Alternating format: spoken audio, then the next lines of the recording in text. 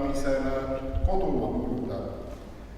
Jumala sõna ja palvega anname nad Jumala hoolde, teades, et meie Issanda Jeesuse Kristuse käes on surma ja surmavalla võtmed. Tema elab ja meiegi tohime elada. Sängitades täna kodumaa mulda Tõnis Kindi ja Mata Kindi põrmu, tuletan meelde apostel Pauluse sõnu kirjast Filiplastele. Aga meie kodupaik asub taevas. Pühakiri kõneleb, et inimelul on nii nähtav kui nähtamatu, nii ajalik kui igavene pale, et vajame nii maist kui taevast kodu. Meie sageli valusate kogemuste maailma muudab rikkaks ja ilusaks see, mille oleme kätte võitnud vaimselt. Tsiteerides taas Paulust, sest see praeguse hetke kerge ahistus saavutab meile määratud suure igavese au, meile, kes me ei pea silmas nähtavat, vaid nähtamatu, sest nähtav on mööduv, nähtamatu aga igavene. Nende kahe valdkonna, kahe riigi kodanik oli ka Tõnis Kind, mees, kes kauem kui keegi teine, ligi 2 aastakümmet, on olnud Eesti riigipea vastutusrikkas ametis ning täitnud ülesandeid, mis väärivad austust ja tänu. Kandes eksiilvalitsuse peaministrina presidendi ülesannetes edasi Eesti Vabariigi õiguslikku järjepidevust, võis ta oma elutöö kirkalt mäetipult juba aimata Eesti iseseisvuse taassündi. Võib aga vaid kujutleda, kui raske on hoida ja esindada riiki, mis on olemas üksnes aadetes ja õigusterminites. Seda raskem, mida rohkem jääb selja taha aastaid, ilma et midagi muutus. See vajab usku, mis trotsib reaalsust ja reaalpoliitikat, usku, mis võidab ära maailma.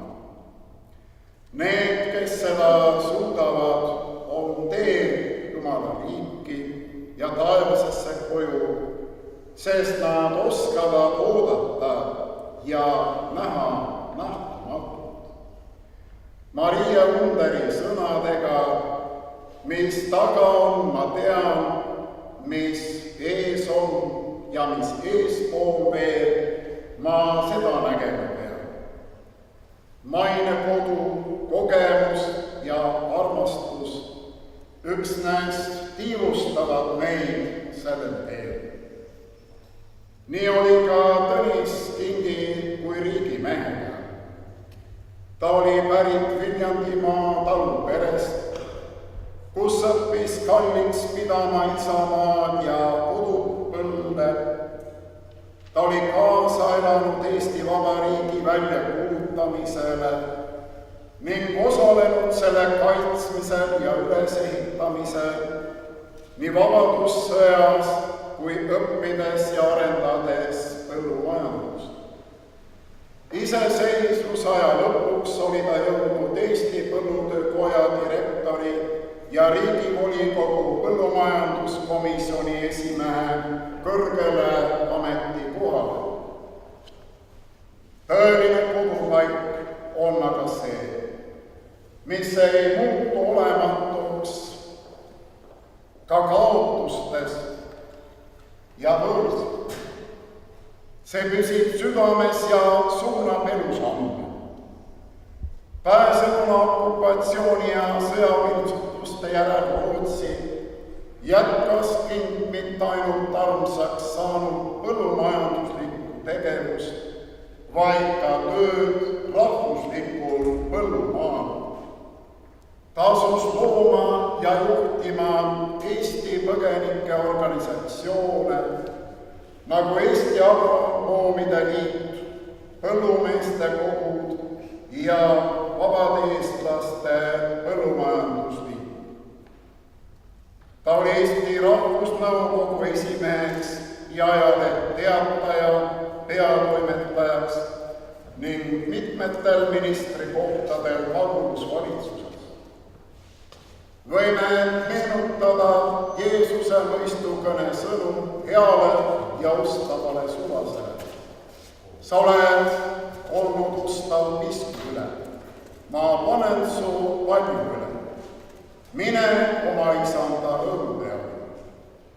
Kodu on see, mis meile on omane, kus meile on hea olla. Kodu ei saa kunagi olla tühi. Kodus ei ole me kunagi üksi. Seal oodatakse meid.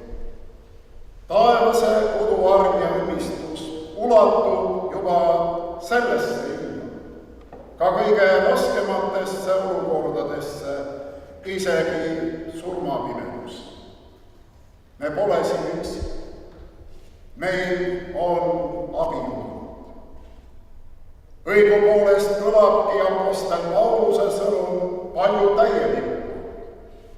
Meie kodupaik asub taevas, kust me ka ootame päästa, issandat Jeesust Kristus. Mina olen üles tõusmine elu, kes minusse usub, see elab, isegi kui ta sureb, julgustab meid Jeesus ja lisab. Mina olen maailma valgus, kes minu järele käib, ei käi pimeduses, vaid temal on eluvalgus. Oma mälestusraamatus kirjutas Tõnis Kind, kuidas ta agronoomia üliõpilasena Riias vabatahtlikuna Eesti rahvaväkke astumise järel kiirustas veel enne kaaslasi Eestisse, et oma kohuse täitmise eel oma kodutalust läbi põigata. Ta tahtis vaadata, kuidas mesilased on talveks pakitud ning veenduda, et talutöödega on kodus kõik korras. See väike seik Tõnis Kindi elus kirjeldab kenasti tema ellu suhtumist. Kutsumuselt oli ta põllumees ning põllumees peab olema hooliv ja kohusetundlik, sest talu ei saa ilma järjepideva tööta pidada ning arendada. Perekonnapõline Paasioja talu ning mesilaste pidamine oli tema südameasjaks, mille edendamise eest ta pidevalt hoolt kandis, nii mis oli tal mõtetes ka kodus kaugel pakkumises. Kuid tema mureks oli ka kogu Eesti põllumajandus. Suure Jaani kihelkonna talupere pojana omandas ta agronoomi kutse, täiendas end erialaselt Põhjamaades ning pühendas ennast Eesti põllumajanduse arendamisele, töötades okupatsiooni eel veel põllutöökoja direktorina. Seesama hoolimine ning kohusetunne viisid Tõnis Kindi koos oma korporatsiooni kaaslastega Veroonias vabatahtlikult vabadussõtta, kus ta tegi kaasa kogu soomutsurongi number 2 lahingutegevuse ning tõusis sõja lõpul selle ülemaks. Vabadussõja alguses olid just vabatahtlikud need, kellele Eesti sai loota iseseisvust kaitstes. Tõnis Kind oli üks nendest, kellele me võlgneme iseseisva Eesti kaitsmise. Nii püüdis ta ka 1940. aastal korraldada vastaskandidaatide ülesseadmist okupatsioonivõimu poolt korraldatud niinimetatud valimistel, kuid okupantide lavastusse see ei sobinud, nad kartsid rahva vaba valikut ning sellel ei lastud sündida ja ta kuulutati rahva vaenlaseks. Austatavad, 22 aastat tagasi taastas Eesti oma iseseisvuse. Me saime toetuda õiguslikule järjepidevusele, mille kandjaks oli põhiseadusliku valitsuse kestev tegevus paguluses ning meie okupeerimise mittetunnustamine paljude riikide poolt. Kuid selle põhiseadusliku õiguspärasuse ning Eesti Vabariigi de jure kestmise nimel läbi pika okupatsiooni aja tuli pidevalt tööd teha. Tuli teavitada rahvusvahelist avalikkust Eesti ja teiste kommunistide poolt hõivatud Euroopa riikide pürgimustest ning tegelikust olukorrast. Tuletada maailmale järjekindlalt meelde, et meie riik on okupeeritud, kuid me tahame saada vabaks ning edasi kesta. Tõnis Kind oli eksiilvalitsuse liige 37 aastat. Sellest 20 aastat peaministrina Vabariigi presidendi ülesannetes. Lisaks veel tegevus paljudes organisatsioonides, mille eesmärgiks oli Eesti iseseisvuse taastamine. Kahjuks ei näinud ta Eesti Vabariigi taastamist augustis 1991. aastal, kuid ta sai kaasa elada laulvale revolutsioonile ning näha, et tema unistus vabast Eestist hakkab täituma ning töö vilja kandma. Täna avaldame austust Tõnis ja Magda Kindi elutööle ja aadetele. Olete jõudnud üle pika lahusoleku taas koju. Tere tulemast tagasi koju, Maameti vend. Puhake rahus Eesti mullas. Issand Jumal, taevane Isa, meie kaasteeniste Tõnise ja Magda nainerännak on lõppenud. Me kanname nad nüüd viimsele teele ja täname sind nende põrm võib leida uhke paiga kodumaa mullas. Vaata halastades nende peale ja võta nad siit kadumusest vastu oma igavesse taevasse eluasemisse. Õnnista nende väljaminemist ja sissetulemist. Ja juhi neid kõiki läbi surmaöö pimeduse ning lase osa saada sinu kirkusest Jeesuse Kristuse, meie Issanda.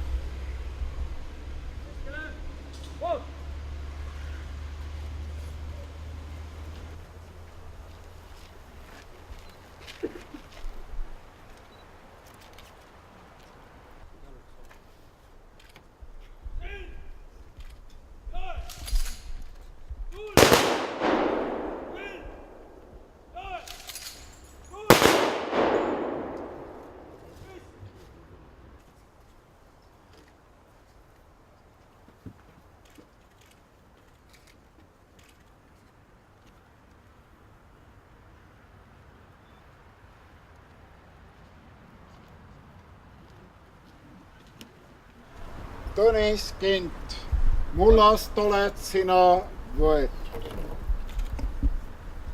Mullaks pead sina jälle saama. Ja mullast äratab sind Issand Jeesus Kristus viimsel päeval jälle üles.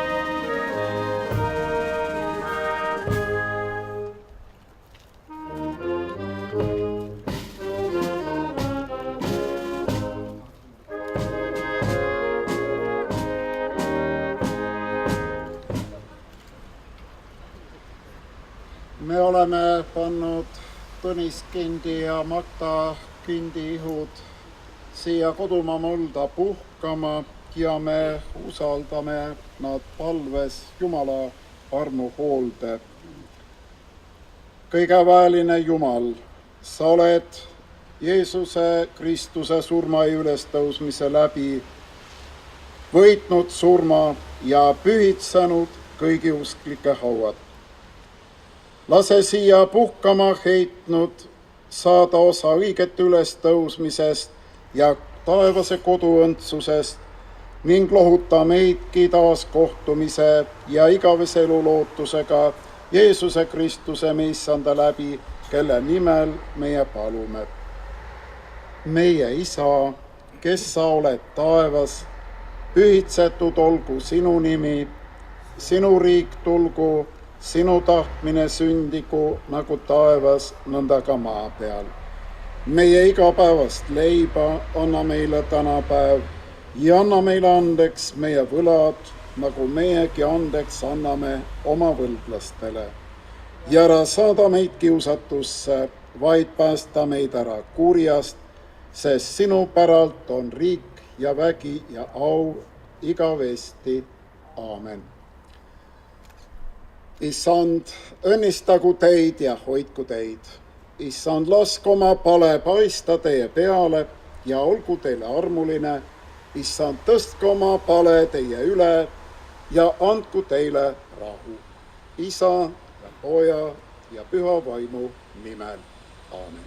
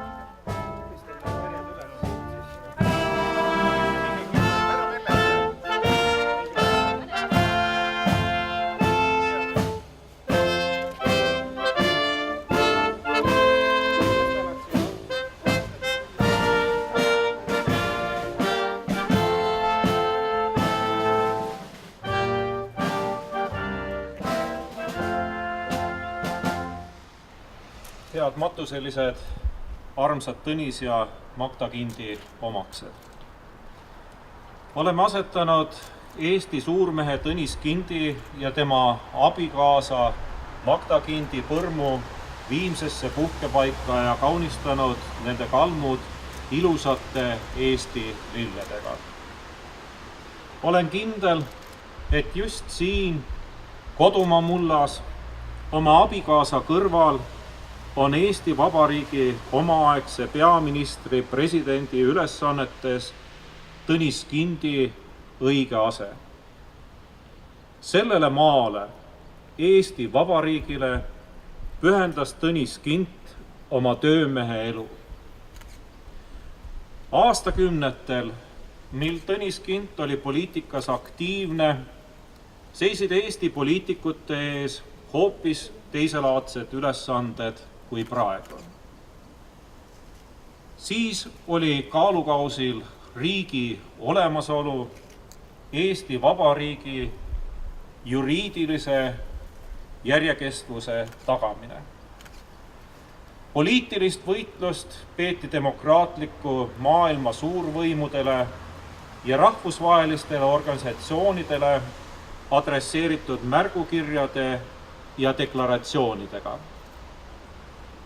Julgeks eesmärgiks ei seatud vähemat kui okupatsiooni lõpetamine kodumaal ja riikliku iseseisvuse taastamine järjepidevuse alusel.